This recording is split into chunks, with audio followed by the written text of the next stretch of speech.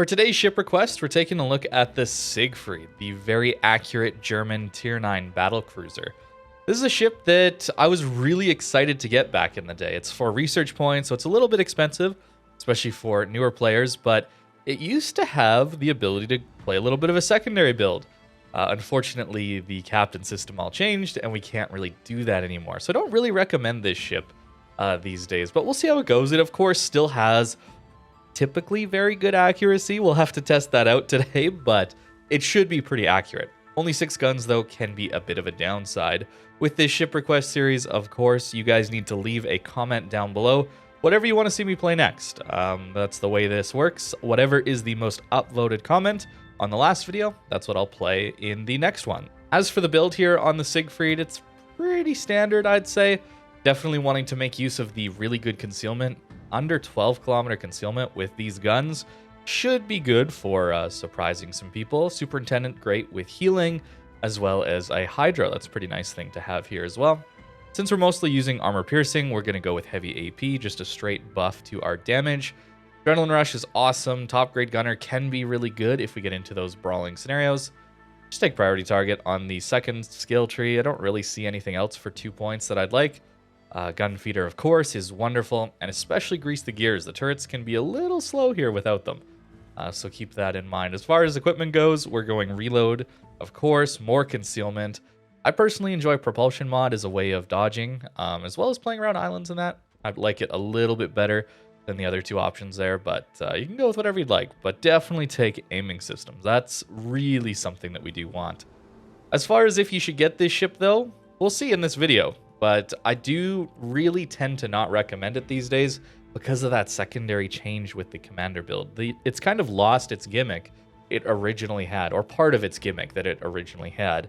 And since research points are so expensive, the Agir might be a bit of a better option. It's still available for free XP right now, but it will be moving to coal. So you can get it for a little bit of an easier resource, whichever one you have more of right now. But it will be coal very shortly. Just real quick before we get out into some games, just got to take a look at the armor here. Bit of a weak bow and stern. That's going to be the real pain point here, is if you're pushing in at closer range, a lot of battleships are just going to overmatch through this and do a ton of damage. Not even an icebreaker here, like we would see on maybe some Russian ships, let's just say. A 90 mil upper belt is very tanky, and 30 on the deck is just okay. But at closer ranges, you can bait battleships into hitting here. You're going to be really, really tanky and difficult to take out. So that's what we're going to try and do.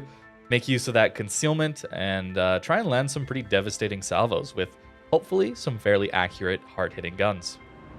So for the most part with this ship, I am trying to flank. I really do like that playstyle here, especially because of the good concealment, decent armor. I want to be catching people's broadsides, of course, with these main guns. Here we're going to have a bit of a tough time, I think. Tirpitz Petra over here, if they're just bow on, that's going to be a little bit difficult to do damage to. So I might just keep it with the HE. I actually didn't mean to have HE there, but that's maybe a good way to start. Bow on ships, we can see potentially it being a difficult thing to deal with. But getting into a kiting position like this can be a great way to start some games. Play a little more passive, use your decent side armor here to bounce a lot of shells. Maybe light some fires on the Petro if we can. Tirpitz using HE, it's pretty good for us. Hopefully our Shimakaze doesn't go down too quickly here. We don't have a lot of support is the thing. There's potential that I would have liked to play more aggressive here, but we don't have a ton of support, so we got to be a little bit careful. Really what it comes down to. Tirpitz still on the HE. It's good for us, honestly. There we go. We can even shoot dark here just for a little bit while the Tirpitz is behind that island. And we'll just let the game come to us. 10,000 damage so far. Not too amazing, but a really big deal here when it comes to playing cruisers. Keeping yourself alive for most of the battle. Even in a ship like this that is a little tankier, if we have the opportunity late game to push in, that's definitely what I'm going to be looking to do. Enemy Duncans look like they're pushing in, though. That gives me a little bit of hope that maybe we can farm them out a little bit. So I'll take one last shot at the turrets here, and then maybe we'll retreat and try and hit these guys in the middle from maybe this island. Who knows? A little scary being on our own here. Relatively speaking, I should say. The carrier coming after us could be a bit of a difficult thing for us to deal with. Doesn't feel like these guys are going to push anytime soon, so we'll just wait it out. Maybe go after these guys in the middle. Look at that accuracy, though. My goodness. Oh, even hit his bow with both of them. That's pretty crazy. Turret's definitely taking a little bit of time to come around, but there you can see the accuracy doing some serious work. At least in that scenario. If you're wondering why I tend not to play this ship very often, it really does come down to 6 guns. I find them not consistent enough. Even with typically good dispersion patterns, they just don't quite have the volume of fire to make them super consistent. We'll see how it goes, though. I haven't played this ship in a very long time, so let's keep that in mind as well. So my opinion on it might be a little overly negative, when it's actually maybe a good ship. Actually doing surprisingly consistent damage to about in Petro, surprisingly. Duncan at range. Not sure we'll be able to Citadel that. Might be a little bit of wishful thinking.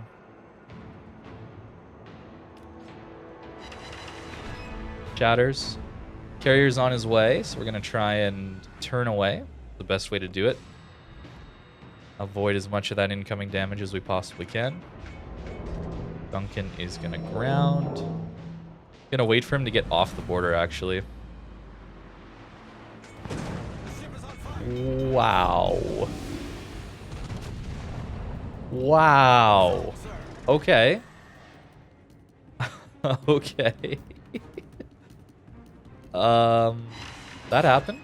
And then 4 overpens back into him. Okay.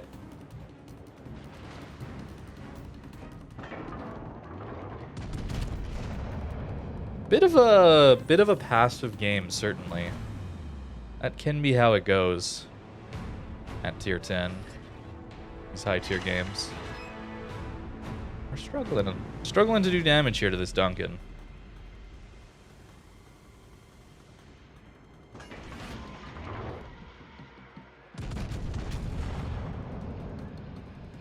Let's see, is this Petro coming in? A little bit.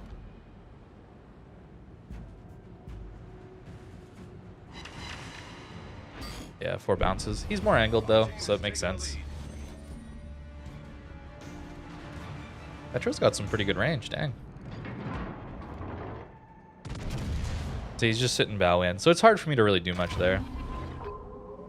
That's fine. I'm going to use my Hydro just in case the Kitakaze torped at us.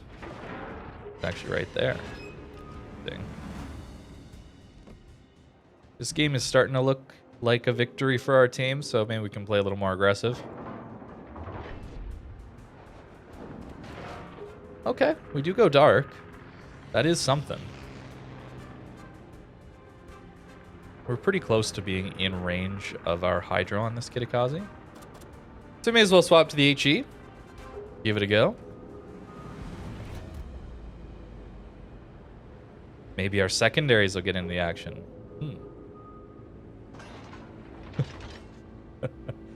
I don't know if I believe that, but hey, maybe. HE into him. 2 hits, 1400. Not amazing. Could be better. Keep in mind our Hydro is 6 kilometers.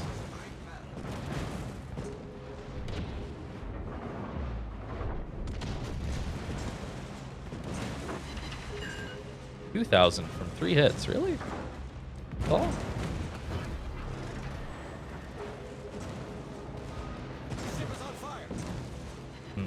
This is not amazing.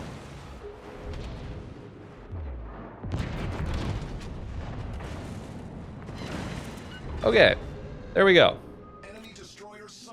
We managed to get the DD finally. We lost quite a bit of HP in the process. There we go. Managed to bounce finally some petro shots.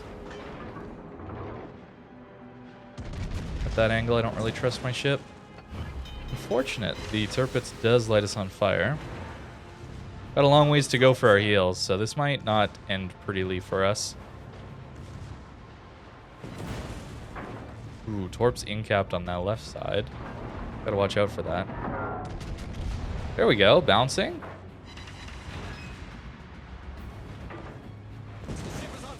Another fire. Tirpitz with the fire chance, huh?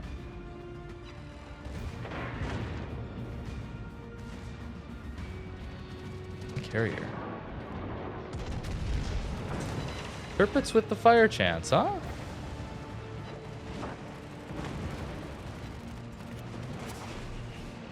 Wow, really? Well, there's game one. Okay. So far, not really seeing much reason why I should change my opinion on the ship. So I'm starting to see a bit of a pattern here. Super ships, huh? Tier 9 might not be the best place to be playing the game these days with all the super ships in the matchmaker. So it could be a bit of an issue too with Siegfried, where we want to be playing against our tier and maybe below, right? The ship used to beat up on tier 7s a lot. Certainly the tier 9 matchmaker of old was very, very favorable. And nowadays doesn't quite have that. The other thing we're seeing is not a lot of cruisers right now. I don't know what's up with the games right now, but we're not really getting those ships we'd want to be seeing as a Siegfried. Only one, okay. Austin, okay. Austin is a good target for us to go after.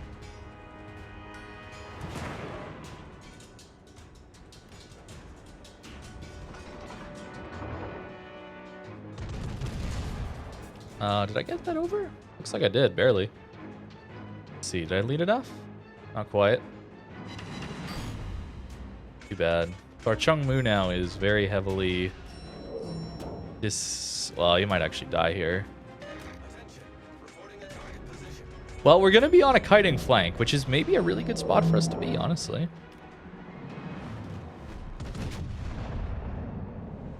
Might be a really, really good thing for us.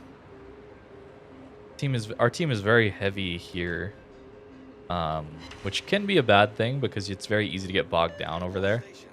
As in, you just kind of sit behind the island. If the enemy team is allowed to push up, you kind of just lose 3/4 of the map. So for us to be on this flank is kind of good. It allows me to be the delaying force. Hard to do that necessarily like very well as a bottom tier. But Siegfried would be good if the enemy team starts to cross from C to B and they show us some broadsides. That's certainly where we'll be able to shine pretty well. That one, Jean Bart. Not really interested in shooting that. Oh, our Nevsky is bow in. That's kind of bad.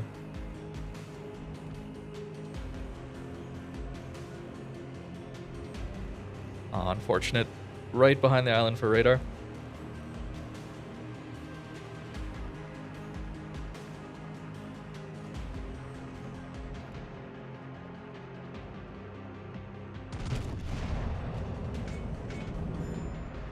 Let's see, he turned a little later than I expected.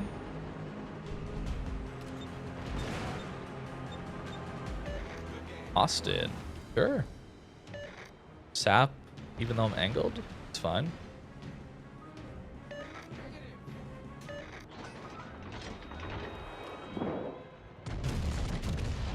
Let's see, what does he do this time? He's paying attention to us, so it is a turnout.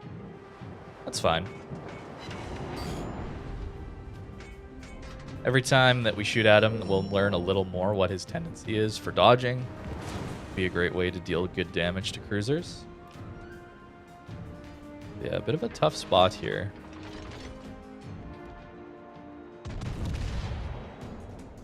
And looks like we do need to leave. The reason being is they're just going to push bow into us. It's pretty hard for us to get damage, although that's pretty good.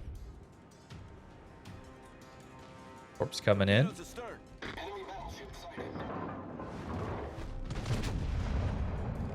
Yeah, the Jean Bart's on us, so we do need to be careful of that. Try and dodge as much of that salvo as I can. Into the superstructure looks pretty good right now. Again, just patience to start with. Pretty important.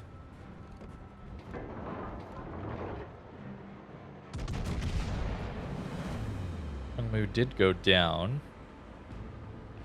Yeah, you can see the problem with just everyone clumping on our team at A here. This is really why I don't want people to just go to one flank. It's pretty basic advice, but really you should be playing on the flank you spawned at.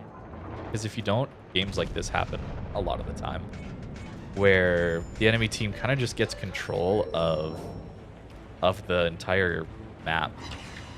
Oh, we Citadel to conk at that range? Alright. Okay. That's pretty good. We're just going to try and delay as long as we possibly can. Try and make it difficult for them. Using propulsion here is really nice. Another one. Nice. See what I was saying earlier? Where we're in a position to take advantage of them pushing towards the B cap. Saw him earlier make a turn out, and we assume he's doing the same. So let's see if we can't take him out. It's really risky, of course, with showing that much broadside to the battleships, but we did get an okay hit, I think. Now, the problem is going to be these two guys might just come for us, right? There's not a lot stopping them. So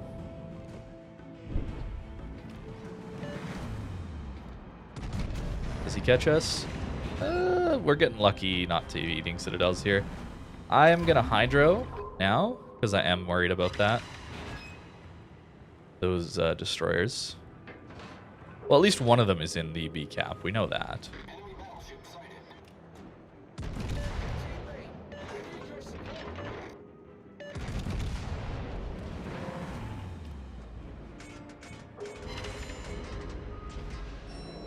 Maybe it's a good thing the Jean Bart's just on me. Because our Nevsky's like just broadside on and they're just ignoring him. He'd die so fast.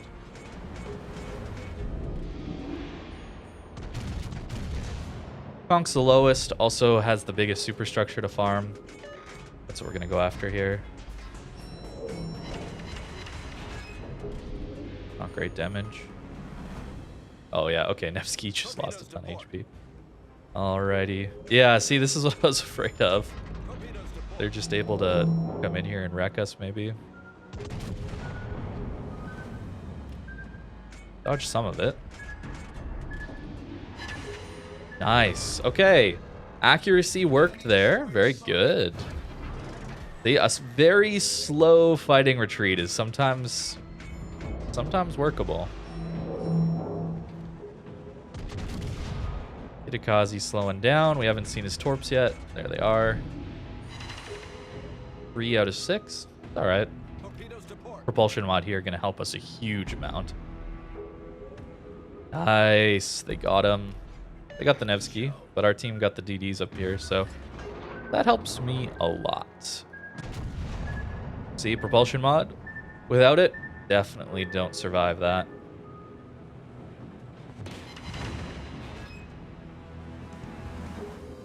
Even though, yeah, our potential damage isn't actually that much. I was going to say we're doing a decent job tanking the enemy team, but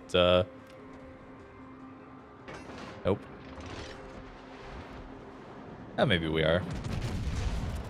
Let's swap to the HE for a bit. I don't really enjoy using HE on these kind of ships because I don't find it to be particularly useful. Actually, no. He's going to turn broadside. He just got smashed by GK, Borgone, or Musashi. So he's going to give a little more broadside to us. Just like that. Aiming a little bit high, maybe. But that French turtleback should mean we don't have any chance of citadels.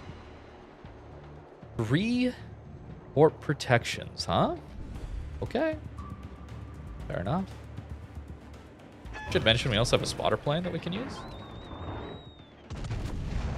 Go after the conch a little bit here. A little terrified of the sub, maybe. Not sure where that guy's been.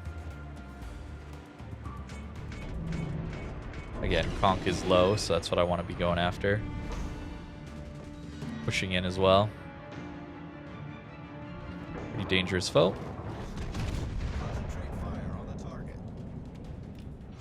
This feels alright. Yeah, Jean Bart and Conch are 2 focus targets for the team. Oh, he's even as low. 9k at that range? Bad. Okay, so the sub is on us.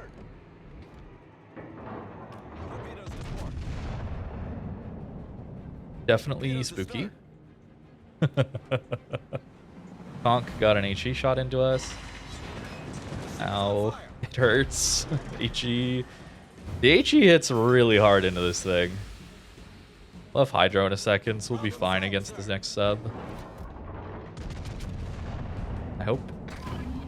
There we go. All stations requesting fire on the designated target.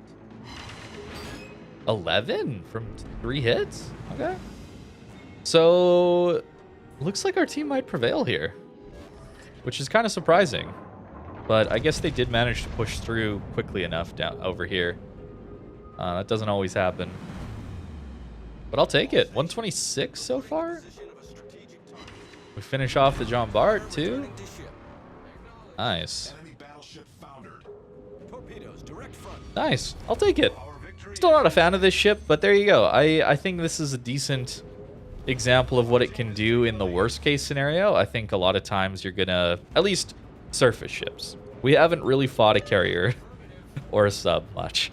But as far as targets you're shooting at, this is about as weak as the guns are gonna perform, I think.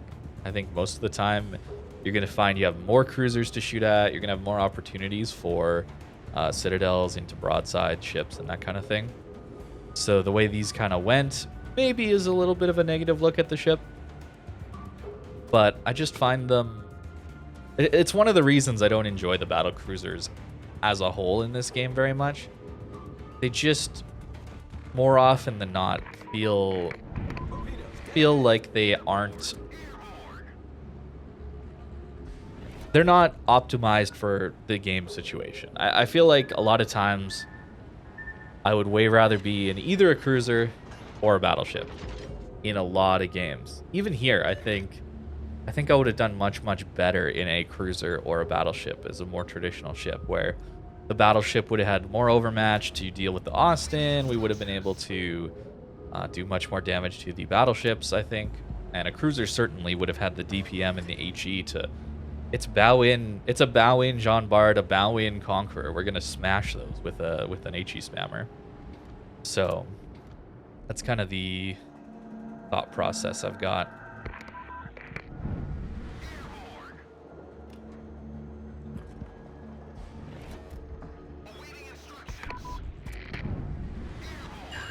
Direct hit, let's go. Wait, that was only 1600 direct hit? Aw. Okay, we got him with a fire. Alrighty, there we go. I think I'm gonna call it there. I am I'm a little tired today. I apologize if my energy levels are a little low, but a little tired today. But still wanted to record this for you guys. Siegfried, obviously it can work still, but like I said, it's lost its gimmick of the secondaries, and it can be it's much worse pushing in. Thanks to no fire prevention on the commander. And then this armor. It's a big ship. So you're really relying on this plating here to either shatter shells or bounce them. And you can tell as soon as someone has HE that can get through this, oh, it's painful. It's very painful. And then the fires ticking for so long can be a really big pain point. So I don't tend to recommend any battle cruisers to people really these days. But if you want to, and hey, if you've got the ship already and you enjoy it, all the more power to you. I'm glad. It's just not really for me, and I don't think most people would enjoy these either. So there you go. Let me know what you think in the comments down below. Again, whatever ship you want to see next, let me know. I'll play it for you. Thank you very much for watching, and I hope you have a great rest of your day.